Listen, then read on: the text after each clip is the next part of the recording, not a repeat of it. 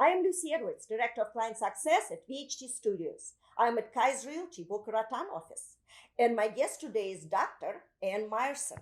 Ann is also Realtor Associate as well as a specialist in hoarding disorder.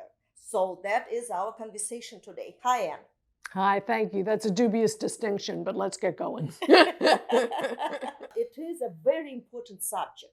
And I think the purpose and the goal of our today's conversation is to make sure that realtors understand how to deal with the families as well as with the sellers who have that issue and that problem. Yes, it's an important issue, and in the literature, and there is quite a bit of literature on hoarding disorder, there are not a lot of guidelines to help those of us, the realtors, who are right in the front line.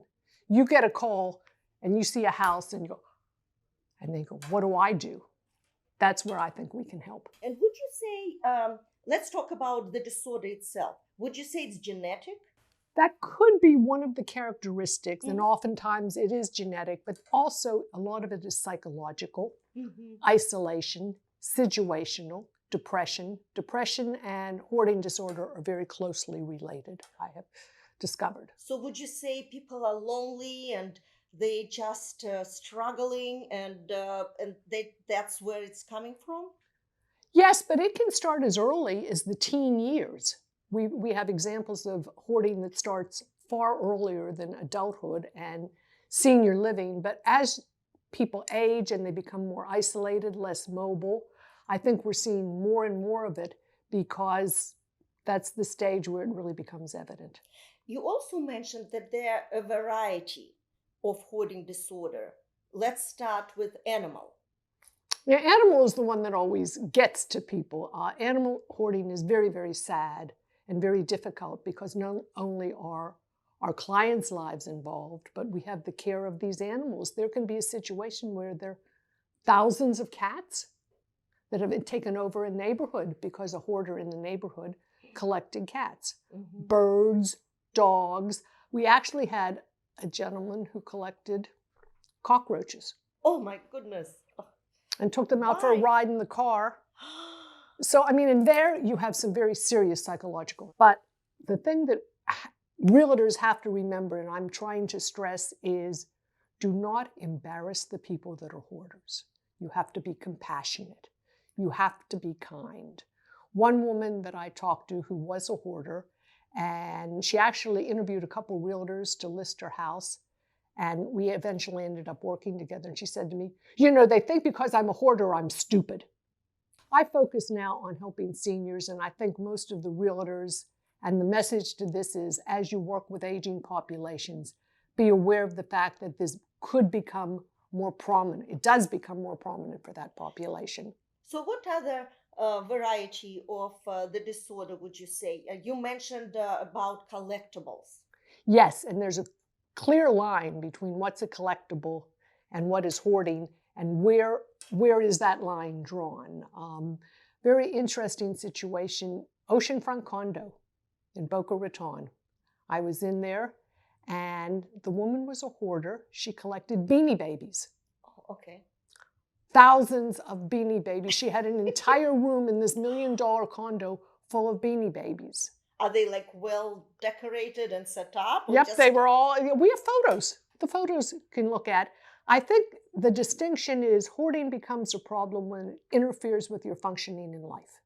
And that's probably, as realtors, when you make a call, is this person functioning? Or many times we have to get them out of the house right away because they are a danger of health reasons and living there in that situation.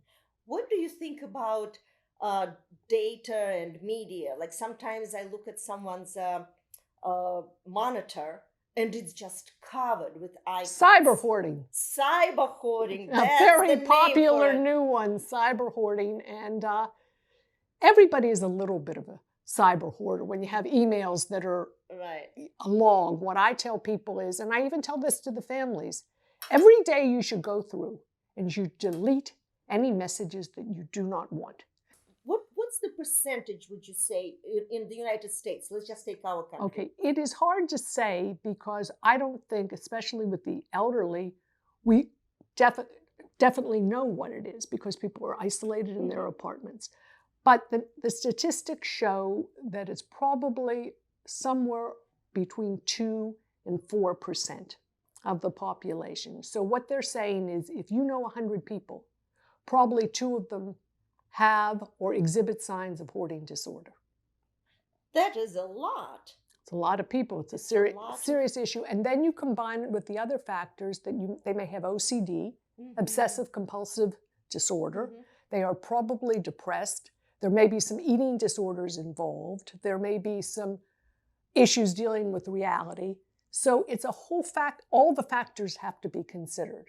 What would be your wish to realtors today? What would you like to share with them in just a sentence? All right, 2 things which I think are very important. First of all, be kind. Be kind because these are vulnerable people that we're working with, number 1. And number 2, get a plan and involve the experts, the family, the cleanup crews, the health professionals. Everybody involved can help. And you need people involved because you can't do it alone. It's not a quick 30-minute reality TV show and everything's fine. It doesn't work that way. It doesn't work that way. Well, thank you so much, Anne. I think it is an extremely important topic. I think we should all be aware of it. So happy that we had an opportunity to share your knowledge and your expertise with our audience. Thank you, Anne. Thank you.